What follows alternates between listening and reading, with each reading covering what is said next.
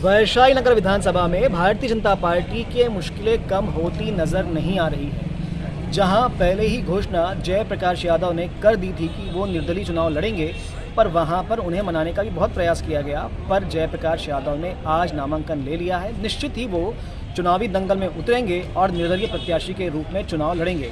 वहीं भारतीय जनता पार्टी के एक और कार्यकर्ता छोटेलाल चौधरी, जो कि मछुआरा पोस्ट से आते हैं, मछुआरा पोस्ट के जिले के अध्यक्ष हैं, उन्होंने भी ताल ठोक दी है। फिलहाल हमारे साथ में जयप्रकाश यादव है। नामांकन की प्रक्रिया शुरू हो गई है, नहीं रुकने वाले। भाई साहब, क्या बात है, घूम रहे हैं आप, पार्टी के आपके अधिकारियों ने बहुत समझाया, क्या ऐसी व्यथा है? जो समझाने आ रहे हैं वो स्वयं भी दुखी है। सबसे पहली बात देखिए, आक्रोश तो सब में है, चेहरा बनकर मैं हूँ सामने, परंतु आक्रोश हर कार्यकर्ता में है। और हमने शीर्ष नेतृत्व से हाथ जोड़कर प्रार्थना की है कि ये प्रत्याशी वैशाली नगर विधानसभा का यह अगर बदल दिया जाता है तो हम चुनाव नहीं लड़ेंगे, और यदि नहीं बदला जाता है तो वैसे भी भारतीय जनता पार्टी रिकेश सेन जी के चेहरे पर चुनाव हार रही है। तो भारतीय जनता पार्टी के कार्यकर्ताओं की भावनाओं के अनुरूप मैं बतौर निर्दलीय प्रत्याशी चुनाव मैदान में आऊँगा। आपने कहा दुखी तो सभी हैं, तो क्या वो दुखी लोग आपके साथ में हैं? सारे लोग मेरे साथ हैं, सारे कार्यकर्ता मेरे साथ हैं, क्योंकि जब सूची लीक हुई थी तभी सबने विरोध और इस्तीफे की पेशकश कर दी थी। यदि यह व्यक्ति आता है तो हम इस्तीफा दे देंगे और हम सब जो है काम नहीं करेंगे। और उसके बाद में भी इसी को थोपा जाता है, तो राष्ट्रीय पार्टी द्वारा थोपा हुआ दागदार प्रत्याशी हम सब ने अस्वीकार कर दिया है।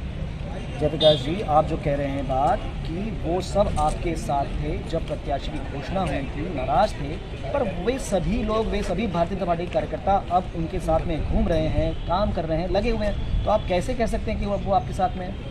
फोटो फ्रेम में साथ में दिखाई देना वास्तव में साथ में होना नहीं होता है। सबसे पहली बात, मतलब आप कह रहे हैं कि वो घूम रहे हैं उनके साथ में, पर वो आपके साथ में मन और तन से हैं। कार्यकर्ता एक कांग्रेसी पृष्ठभूमि के कार्यकर्ता को कैसे स्वीकार करेगा? सबसे बड़ा यह प्रश्न है। यह तो पार्टी को सोचना है। और जिस प्रकार मध्य प्रदेश जैसे राज्य में 4-5 बी फॉर्म बदले गए, और भी देश के कोने कोने में जहां पर विवाद था वहां पर प्रत्याशी बदले गए, बी फॉर्म बदला गया। आज मेरे द्वारा भारतीय जनता पार्टी से फॉर्म खरीदा गया है, और हमें विश्वास है कि शीर्ष नेतृत्व संज्ञान में सारी बातें आ चुकी हैं और बी फॉर्म बदल जाएगा। आप कहते हैं कि आप भारतीय जनता पार्टी के अनुशासित सिपाही हैं, बहुत मानते हैं, माँ के समान मानते हैं पार्टी को, पर आपकी इस बगावत का असर ये नहीं होगा कि इसका फ़ायदा कांग्रेस को मिलेगा? भारतीय जनता पार्टी के सारे कार्यकर्ताओं की भावनाओं का मैं आदर करते हुए मेरे द्वारा ये स्टेप लिया गया है। और कांग्रेस पार्टी में अभी जिस व्यक्ति को, जो कांग्रेस के जिलाध्यक्ष हैं, वो स्थानीय प्रत्याशी नहीं है कांग्रेस के। तो कांग्रेस में जो 70 दावेदार थे कांग्रेस पार्टी के अंदर, जो समाचार पत्र में हमने पढ़ा, उन 70 में से क्या एक भी योग्य उम्मीदवार नहीं था? तो राष्ट्रीय पार्टियों के द्वारा लगातार कार्यकर्ताओं के, राजनीतिक दल के कार्यकर्ताओं की भावनाओं की उपेक्षा हो रही है, तो वो सारे कार्यकर्ताओं की भावना मुझसे जुड़ती नजर आ रही है। तो क्या मान रहे हैं, क्या ताकत आपकी रहेगी? किस वर्ग का, किस समाज का साथ आपको मिलेगा? देखिए, वैशाली विधानसभा क्षेत्र में आज से अगर आप 100 साल पहले जाते हैं तो आपने देखा होगा कि जुनवानी, खमरिया से लेकर के कोका, कुरूद और हाउसिंग बोर्ड तक पूरा चारागाह रहा है। और हेमचंद यादव जी, जो हमारे यादव समाज के भी नेता थे, भारतीय जनता पार्टी के कई बार के मंत्री रहे और हम सब के जन जन के नेता थे, उनके द्वारा जब चुनाव लड़ा जाता था तो वो क्षेत्र भी उस समय आता था, जिस क्षेत्र का मैंने अभी उल्लेख किया।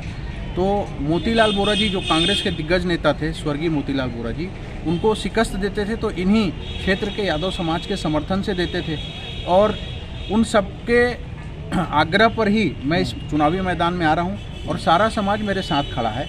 और आने वाले समय में एक अभूतपूर्व और ऐतिहासिक परिणाम आप सबको देखने को मिलेगा। यदि पार्टी द्वारा बी फॉर्म बदल दिया जाता है तो मैं चुनाव बिल्कुल नहीं लड़ूंगा।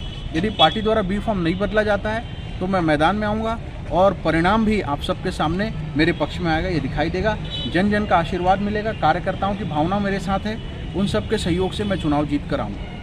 तो ये हैं जयप्रकाश यादव जी। जयप्रकाश यादव भारतीय जनता पार्टी के जिले के मंत्री हैं और अब निर्दलीय प्रत्याशी के रूप में इन्होंने ताल ठोक ही दी है। क्या होगा ये तो समय बताएगा, क्योंकि और बहुत सारे निर्दलीय प्रत्याशी वैशाली नगर विधानसभा से लड़ने वाले हैं। तो कितनी मुश्किलें भारतीय जनता पार्टी और कांग्रेस के लिए होगी ये समय बताएगा। फिलहाल बने रहें 10 CG खबर के साथ। धन्यवाद।